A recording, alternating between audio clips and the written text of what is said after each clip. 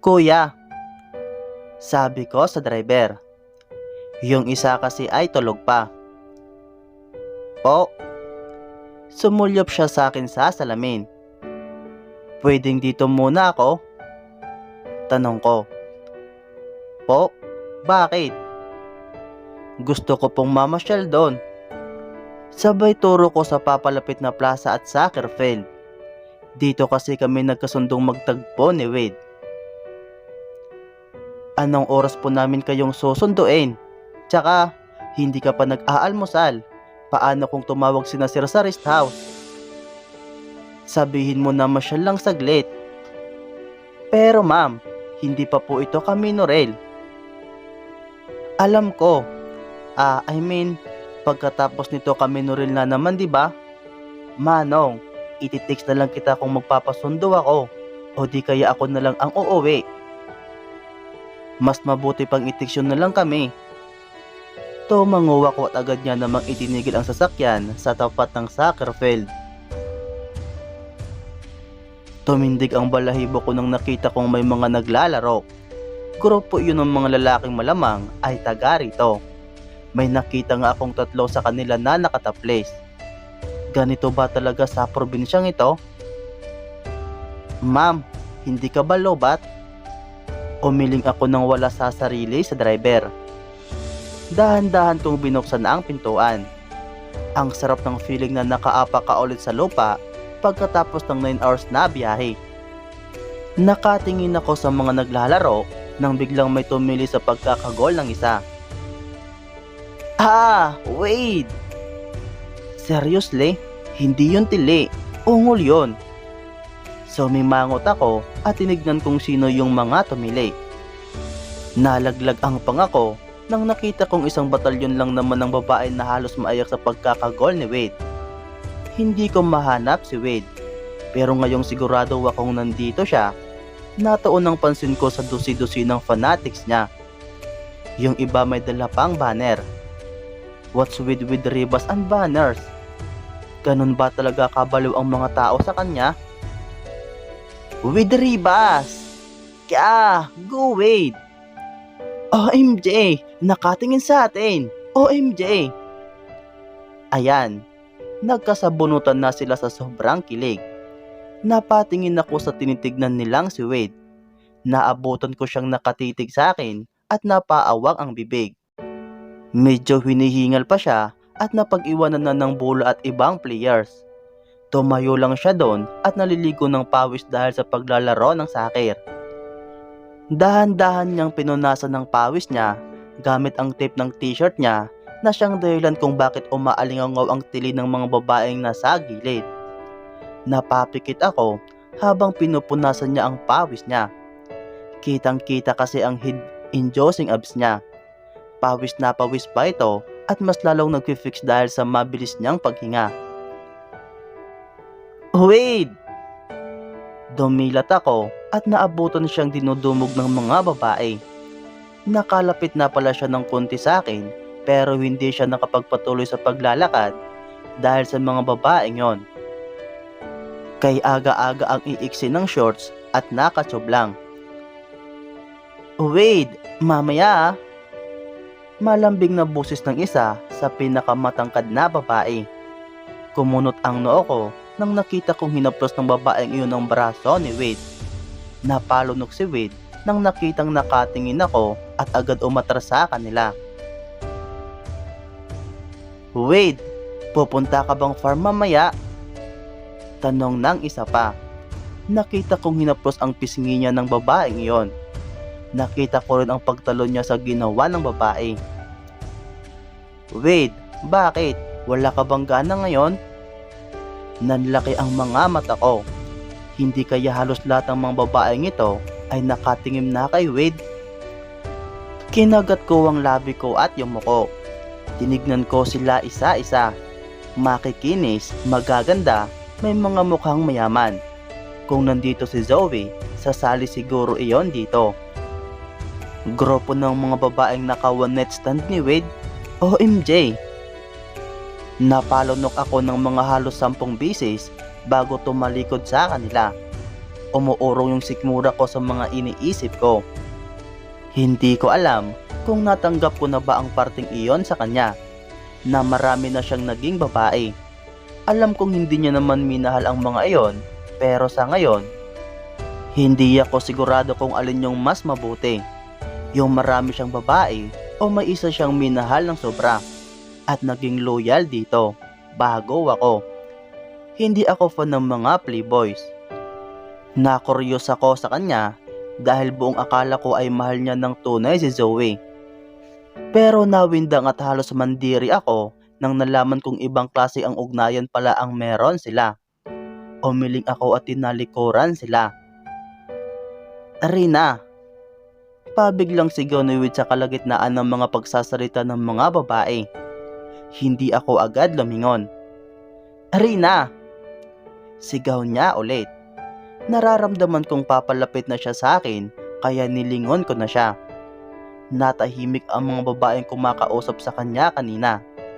May nakita pa akong umiirap at nagtataray habang tinitignan akong nilalapitan ni Wade. Tumigil siya sa paghahabol sa akin nang hinarap ko na siya. Hinihingal pa siya at kitang-kita ko ang kaba sa mukha niya. Ang dami mo palang fans dito," sabi ko nang di makatingin sa kanya. Tinignan niya ang kamay niya saka pinunasan ng kanyang jersey bago nilahad sa akin. "Punta tayo sa bahay, Rina." Nagpulong-bulungan ang mga babae sa likod. May nakita ako ng laki ang mga mata at nihid-tufot ako. "Sino ba siya?" Bulong-bulungan nila. Kinabahan agad ako. Sa mga mukha nila kasi, parang kaya nilang sabunutan ang kahit sino mang sumira sa mga kani-kanilang relasyon kay Wade. "Wade, pare, maglalaro ka pa ba?" Tanong ng isang naka-jersey din at nakapamayuwang habang pinagmamasdan si Wade. Umiling si Wade at ngumisi. "Ayos na ako, pre. Tapos na ang warm up ko." Tumaas ang liig ng lalaki at tinignan na akong mabuti. "Sino yan?" Nihitofot din ako ng lalaki. "Maganda at makinis tsaka mukhang di taga rito." Sumipol siya at pinasadahon ulit ang tingin ang buong katawan ko. "Pakilala mo naman ako." Nakita kong unti-unting kumunot ang noo ni Wade. Pumula ang pisngi niya at ngumiti ng napaka-plastic sa kaibigan niya. "Sa totoo lang, pre, kakatapos ko lang mag-warm up kasi ito naman pagkakaabalahan ko." Uminit ang pisngi ko sa sinabi ni Wade sa kaibigan niya. Bakit parang iba na naman ang ibig sabihin nun? Pero alam mo na." "Hindi, akin siya. Humanap ka ng sayo." Mabilis na sinabi ni Wade tsaka ako hinila. "Tayo na nga." Bad trip na sinabi niya sa akin. Hinigit niya ako kahit marami pang tumatawag ng pangalan niya.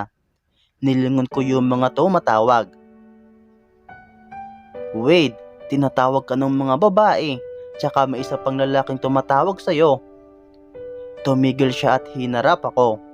Kitang-kita ko ang galit sa mga mata niya. Hindi ko alam. Hindi ako sigurado kung ito ba ang unang pagkakataong nakita ko siyang ganito kagalit. "Huwag mong nililingon sila, Rina." Bakit?" Napaatras ako sa sigaw niya. Ginulo niya ang basang buhok niya. "Baka mapansin ka nila. Hindi lang ako yung may itsura doon, Rina. Pag makita mo sila isa-isa at makilala, paano kung magustuhan mo rin sila?" Pulang-pula ang pisngi niya at maging ang tainga niya. "Talaga? Bukang bibig ka naman ng mga babaeng yon. Ikaw ang pinakagwapo doon." "That's not my point, Rina." Pinasadahan niya ng kanyang mga palad ang buhok niya. Kumunot ang noo ko. "Ano bang punto mo, bakit inis na inis ka? Tinignan ko lang naman kasi tinatawag ka nila." "Baguhan." Umirap siya at tinalikuran ako. Tumaas ang isang kilay ko. Ano bang problema nito? Madalas siyang masungit pero ngayon talaga wala akong maisip na dahilan kung bakit nagsusungit siya. Tuwing na-frustrate lang naman siya nagsusungit. Frustrated din siya ngayon. Yun nga lang, hindi ako sigurado kung bakit. Rina! Nilingon niya ako at nakitang hindi pa rin natitinag sa kinatatayuan ko. Binalikan niya ako at hinigit ulit. Ilang sandaling paglalakad namin ay may makakasalubong kaming nakangising mga lalaki. Ay puta, kung siniswerte nga naman. Bulong ni Wid sa sarili niya. Hinuli ko ang tingin niya at sinimangutan. Bakit? Suminghap siya at hinigit ulit ako palayo sa mga makakasalubong namin. Wade, saan ka pre? Oy, chicks! Pinalibutan na agad kami ng 7 mga pawis na lalaki. Mukhang kakalaro lang din ng soccer ng mga ito. Bago? Sino yan? Uy, masyado ka naman Wade. Sa'yo na lahat. Hi miss, ako nga pala si Ethan. Sabay lahat ng kami ng lalaking pinakamatangkad. Abot ay nga ang ngiti niya sa akin. Nahiya akong ngumiti. Binitawan ko ang kamay ni Wade para makipag-shakehan sa lalaking yon. Oy, ako nga pala si Rafael. Sabi nung isang morino. Silang lahat ay nagpakilala at nakipagkamayan sa akin. Maisa pa sa kanilang inamoy ang kamay ko. Sumulyap ako ng nakangiti kay Wade. Gusto kong ipakita sa kanya na kaya kong makipagkaibigan sa mga kaibigan niya. Kaya lang, nakita kong nakatingin siya sa kawalan habang nakikipagkamayan ako sa huling lalaki. Mga loko, wag niyo akong mapare-pare. Girlfriend ko yan. Sigaw ni Wade sabay marahas na bawi sa kamay ko. Natigilan ang mga lalaki. Bago pa sila makapag-react, ay umalis na kami ni Wade dahil panay na ang hila niya sa akin. Baguhan talaga, nakakainis. Nagawa pang makipagkamayan sa ibang lalaki. Nakangiti pa. Wade, sinong kausap mo? Wala, litsing buhay. Minsan na nga lang ako magkagusto, sa baguhan pa. Ha? Ako ba ang pinariringgan mo? Aray ko po, muntik pa akong madapa sa bilis ng higit ni Wade sa akin. Oy, Wade, dahan-dahan naman. Sabi ko. Ikaw magdahan-dahan dyan Rina. Alam mo ba ang ibig sabihin ng mag-girlfriend at boyfriend? Kumunot ang noo ko. Oo naman. Tumigil kami sa isang waiting shed. Humalokip-kip siya at hinarap ako. Sige nga Rina, ano? Masyadong intense ang titig niya. Para bang curious siya sa mga isasagot ko, kaya nag-isip akong mabuti at nag-iwas ng tingin sa kanya. Nagmamahalan kayong dalawa? Ano pa? Bakit kailangang isa lang ang boyfriend mo? Mas lalong kumunot ang noo ko at ngayon ay tinignan na siya. Siyempre, isa lang dapat ang mahal mo. His joke lens. Ngayon, pwede bang hawakan mo ang kamay ng mga taong di mo mahal? Ha? Siyempre hindi, diba? Kung ganon, bakit mo hinawakan ang kamay nila? Rina, dahil boyfriend mo na ako lang dapat. Ayokong nakikita kang nag-i-entertain ng ibang lalaki. Alam mo bang hindi pwede yun sa relasyon? Bakit? I mean, kaibigan lang naman. Mukha ba silang nakikipagkaibigan? Hindi diba? Kita mo yung mga titig nila? Galit na galit siya na para bang ang laki-laki ng kasalanan ko. Sus, ito naman. Sabi ko. OA mo naman, pwede naman yon. Hindi yun pwede sa akin Rina. Seryosong sinabi niya. Ang siloso mo naman, siguro kasi nakikita mo ang sarili mo sa kanila no? Nakita kong pumula ang pisngi niya. Oo, siloso na akong siloso. Hindi ka pwedeng lumapit sa kahit sinong ayaw ko.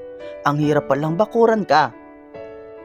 Hinila niya ang baywang ko at hinalikan ako ng pasubali sa open space, open area sa harap ng mga tao sa kabilang kalsada at sa harap ng mga tricycle na dumadaan. Oy, wait, totohanan na ba yan? May tumawa sa kabilang kanto. Nahihiya ako pero dahil nakakalasing ang halik niya at ang paghila niya sa baywang ko, nadala ako. Kaya lang agad niyang tinapos ang halikan namin at hinila ako sa likod niya. Wade, gusto ko pa. Napaawang ang bibig ko at tiningala siya. Niaya kong may nakakakitang humahalik ka, pero lang niya, gusto kong halikan ka ngayon na. Nagmadali siyang pumaran ng tricycle. Manong, sa kabilang daanan sa amin. Hinila niya agad ako papasok ng tricycle. Tumango ang driver. Wait, bakit ba mukhang ang laki-laki ng problema mo? Sabi ko, tinitigan niya ako. Walang nagpapakitang dimple dahil hindi siya ngumingiti o nagsasalita. But, damn it, he looks so damn good. Paano niya nagagawang magsilos ngayon? Kahit sino naman siguro, hindi siya kayang ipagpalit. Maaaring naiisip niya yung sarili niya sa akin. Kaya niyang ipagpalit ang kahit sinong babae noon. At tingin niya, kaya ko siyang ipagpalit kahit kanino. Ako nga dapat yung kabahan dito kasi playboy siya noon, pero bakit mukha siyang mas nai-insecure pa kaysa sa akin? Ang problema ko dito ay baliw na baliw ako sa'yo. Sa sobrang kabaliwan ko, nahahibrad ako tuwing nakikita ko ngumingiti man lang sa ibang lalaki. Ano ba to? Kinulo niya ang buhok niya. Ngumisi ako. Hindi ko maipaliwanag ang init na nararamdaman ng puso ko. Kahit na nababad trip siya, hindi ko talaga maipaliwanag kung bakit ang saya ko. Ilang sandali ang nakalipas ay, andito na tayo. Masungit niyang sinabi nang nakita ko ang isang malawak na rice field at mga kakahuyan. Saan ang inyo? Tumaas ang kilay ko. Ngumisi siya at itinuro ang isang kalabaw na nakatali sa isang kalisa